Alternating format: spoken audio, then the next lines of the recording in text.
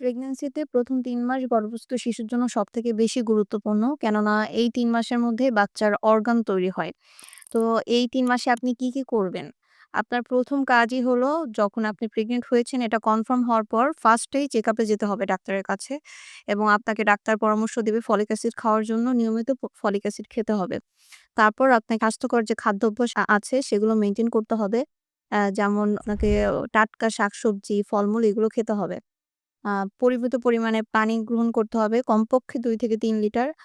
অর্থাৎ ৭ থেকে ৮ গ্লাস পর্যন্ত পানি খেতে হবে এবং পরিমিত বিশ্রাম গ্রহণ করতে হবে। রাতে ৮ ঘন্টা এবং দিনে ২ ঘন্টা। এই ১০ ঘন্টা ঘুম আপনাকে মেইনটেইন করতে হবে। আর কি একদমই করা যাবে না? এ সময়ে আপনি হা দূরের কোনো জার্নি করা যাবে না বা ঝাঁকি আ হয় এরকম আপনার কোনো জার্নি করা যাবে না।